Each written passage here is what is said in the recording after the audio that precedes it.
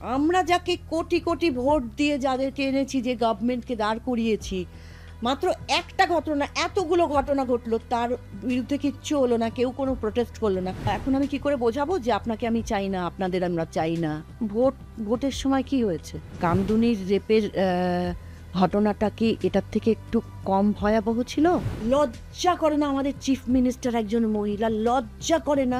তোমার মদতেই এত দূর এগিয়েছে, এরপর তুমি হঠাৎ করে বললে আমি এটা মানছি না, মানবো না। আমাদের দুর্বলতার সুযোগে তো সমস্ত পলিটিক্যাল পার্টিগুলো আমাদের স্কেপগোট করে ফায়দা তুলতে শুরু করে দিয়েছে, যে যেখান দিয়ে পারে ছিনিয়ে নিচ্ছে তার জায়গাটা। আমরা যারা সাধারণ মানুষ, আমাদের প্রোটেস্টের ভাষা কি? রাস্তায় নামা। সেই ভাষায় বিচার হয় নাকি?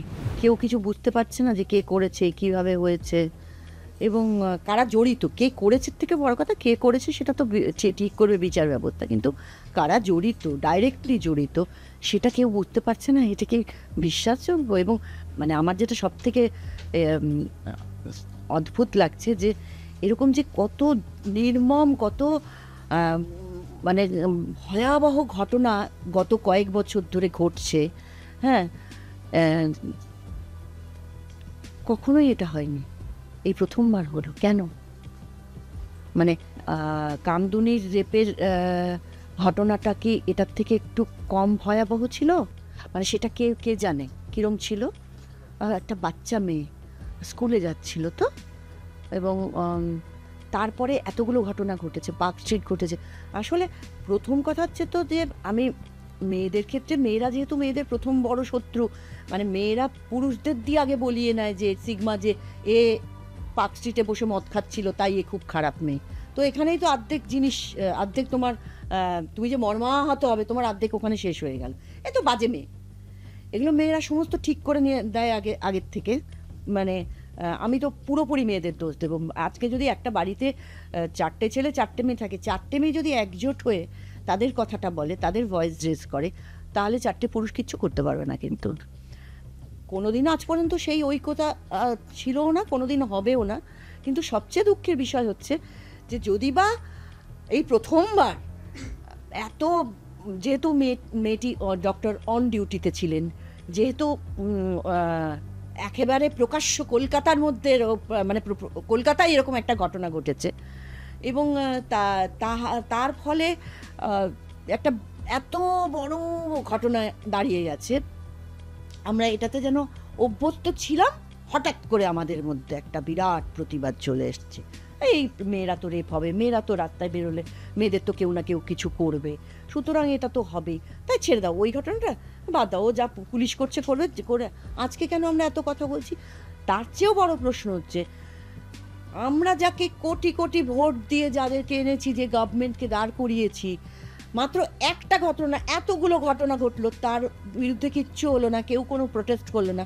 আজকে মাত্র একটা ঘটনা, যেহেতু উনি অন ডিউটিতে ছিলেন, যেহেতু কলকাতায়, এবং যেহেতু তার বন্ধু বান্ধবরা সাংঘাতিকভাবে সরব হয়ে গিয়ে এসছে, সেহেতু এই ঘটনাটাতে এখন আমি কি করে বোঝাবো যে আপনাকে আমি চাই না, আপনাদের আমরা চাই না, আপনি এটা যোগ্য নয়? কি করে বোঝাবো? ভোটের সময় কি হয়েছে? মানে আমরা আমাদের স্টেটটাকে এমন একটা জায়গায় নিয়ে গিয়ে ফেলেছি, আমরা সব ক্লিব হয়ে গেছি, হ্যাঁ, এবং বারবার ওই পশুর সাথে তুলনা, পশুর সাথে তুলনা। পশুরা আমাদের থেকে অনেক বড় ক্লাসে বিলং করে, অনেক উঁচু ক্লাসে। এটা ভাবার মতন মানসিকতা আমাদের এখন তৈরি হয়নি, হ্যাঁ। মানে তো সেখানে সেক্ষেত্রে দাঁড়িয়ে এই যে ঘটনাগুলো, এই ঘটনাগুলোতে আমাদের দায় কতটা সেটা তো আগে ভাববো। আমরা যা করেছি সব আমরাই তো করেছি, আমরা এই গভর্নমেন্টকে এনেছি, আমরা মেয়েদের একের পর এক রেপ হয়ে গেছে, একের পর দুর্ঘটনা ঘটে গেছে, আমরা ওভারলুক করে গেছি, আমরা যে যার কাজ করেছি, করেছি, এই সাহারে মেয়েটার কি কষ্ট বলেছি। আজকে আমরা রাতে ঘুমোতে পারছি না কেউ, কেন হঠাৎ করে এটা বলো, কেন হঠাৎ করে এই জাগরণটা হলো? হ্যাঁ, এই যে গোড়ায় গন্ডগোল বলে একটা কথা আছে না, তুমি একটা জিনিসকে অনেক দূর এগিয়ে দিয়ে, এবং সেই এগোনোর পেছনে তোমারই মদত আছে, তোমার মদতেই এত দূর এগিয়েছে, এরপর তুমি হঠাৎ করে বললে আমি এটা মানছি না, মানবো না, আমি এর প্রতিবাদ চাই, আমি এক্ষুনি এটা সমস্ত কিছু নতুন করে তৈরি হবে। এরা হয় নাকি কখনো এইভাবে? তো আমরা তো রাস্তাটাই জানি না কোন রাস্তা দিয়ে হাঁটবো।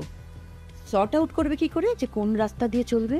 আমরা কি পাচ্ছি সত্যি, খুঁজে পাচ্ছি কি কোন রাস্তা দিয়ে আমাদের যেতে হবে? কারণ এই আমাদের দুর্বলতার সুযোগে তো সমস্ত পলিটিক্যাল পার্টিগুলো আমাদের স্কেপগোট করে ফায়দা তুলতে শুরু করে দিয়েছে, যে যেখান দিয়ে পারে ছিনিয়ে নিচ্ছে তার জায়গাটা। তাহলে এবার আমাদের কি হবে ভাবো, নতুন প্রজন্ম তোমরা এখন আমাদের বয়স হয়ে গেছে, আমরা মানে আমার আতঙ্কে এটা ভেবেই আতঙ্ক হচ্ছে যে তোমাদের ভবিষ্যৎটা কি হবে, কি করবে তোমরা, নিজেকে বাঁচাবে কি করে, তোমার পাশের মেয়েটিকে বাঁচাবে কি করে, এর তো কোনো রাস্তা আমি আর খোলা দেখতে পাচ্ছি না। অথচ পৃথিবীর বিবর্তনের ইভলিউশনের সাথে সাথে যত দিন যাচ্ছে মেয়েরা তত কাজে বেশি করে জড়িয়ে পড়ছে, মেয়েরা তত বাইরে বেরোচ্ছে, মেয়েরা তত বেশি কাজ করছে। অথচ আরেকটা জায়গা একেবারে একই জায়গায় পড়ে আছে, তোমার মনুষ্যত্বকে অপমান, তোমার শরীর ঈশ্বরের দেয়া, একটা পুরুষের শরীর, একটা অ্যানিম্যাল, একটা আমরা যাদেরকে অ্যানিম্যাল বলি, আমরা কি সেটা তো আমরা মানে আমাদের দেখা উচিত ভালো করে যে অ্যানিম্যাল কাদের বলি আমরা একটা পুরুষের শরীর, একটা মহিলার শরীর, একটা অ্যানিম্যাল, পৃথিবীর যত সৃষ্ট শরীর সব নেচারের দেয়া, নেচারের মৌলিক অবদান এটা। সেখানে আঘাত করার ক্ষমতা কারুর ওপর বর্তায় না, এই বিশ্বাসটা আগে আনতে হবে তো নিজের মধ্যে। এবং যারা সেটা করছে তাদের এগেনস্টে কিভাবে লড়াইটা করে, লড়াই একটা উৎসমুখ থেকে আগ্নেয়গিরি পড়ছে, তুমি উৎসমুখটাকে অন করে দিয়ে তুমি নিচ থেকে আগ্নেয়গিরিটাকে আটকানোর চেষ্টা করছো, কী করে সেটা সম্ভব, সেটা কি করে হয়, সেটা কখনো হয় না, না তো অলরেডি আগুনের মানে অগ্নুৎপাত হতে শুরু করে দিয়েছে। এবারে এই যে কোটি কোটি ভারতবাসী, কোটি কোটি আমাদের স্টেটের এই যে মেয়েগুলো, এই মেয়েগুলোর ভবিষ্যৎ কি দাঁড়ালো? লজ্জা করে না, লজ্জা করে না আমাদের চিফ মিনিস্টার একজন মহিলা, লজ্জা করে না? আমার তো মুখ দেখাতে লজ্জা করছে, আমার নিজের আইডেন্টিটি ক্রাইসিস তৈরি হয়ে গেছে, আমার মনে হচ্ছে যে অন্য কোনো কিছুতে যদি শিফট করে যাওয়া যেত, যদি আমার মুখটাকে ঢেকে রাখতাম মানুষ হিসেবে। লজ্জা হচ্ছে না, কিন্তু কিছু তো রাস্তা নেই, কারণ হচ্ছে সমস্ত রাজনৈতিক দলগুলো তো তোমার থেকে এত বছর ধরে ফায়দা নিয়েছে এভাবে, এখন তো তোমাকে আলাদাভাবে প্রতিবাদ করতে দেবে না। তুমি তো তাদের কোটি কোটি ভোট দিয়ে দাঁড় করিয়ে দিয়েছো, বলেছো তুমি আমার সব কিছুর নির্ণায়ক, তুমি আমার ঈশ্বর।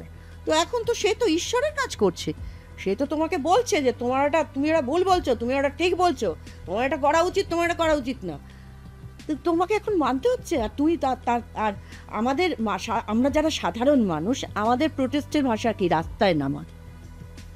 সেই ভাষায় বিচার হয় নাকি?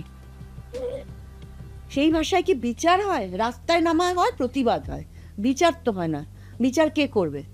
বিচার করার যে জায়গাগুলো, সেই জায়গাগুলো ঠিক আছে কিনা আমরা কি জানি? যদি ঠিক থাকে তাহলে এটা সত্যি কথা যে আমার নিজের একটা ব্যক্তিগতভাবে মনে হয় যে এরকম একটা কেসের বিচার হতে টাইম লাগে, একদিনে সেটা কখনোই হয় না, এবং বিভিন্ন বিশেষজ্ঞরাও সেটাই বলছেন। কিন্তু সেটা কোনো পয়েন্ট নয়, পয়েন্টটা হচ্ছে যে আমি একটা বিরাট একটা দুর্গ তৈরি করলাম, সেই দুর্গটাকে আমি নিজের হাতে ভাঙবো কী করে?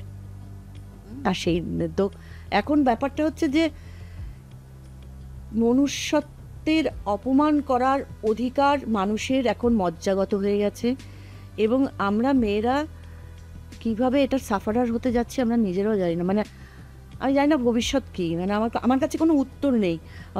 রাদার দেন আমি দেখতে পাচ্ছি চেঁচামেচি হচ্ছে, কে রাস্তায় নামছে, কে রাস্তায় নামছে না, কে বেশি মাইক নিয়ে কথা বলছে, কে মিডিয়া দেখে ছুটে গিয়ে মাইকের সামনে দাঁড়িয়ে ক্যামেরার সামনে দাঁড়িয়ে পড়ছে, ওইগুলো নিয়ে আলোচনা বেশি হচ্ছে। শুধুমাত্র আমরা যারা সাধারণ মানুষ, তারা প্রতিবাদের কথা বলার জন্য পাগল হয়ে যাচ্ছি, কিন্তু প্রতিবাদের বাইরেও যেটা আসে সেটা হচ্ছে বিচার। এই বিচারটার দিকে তাকিয়ে আছি, এবার দেখো কীভাবে বিচার হয়।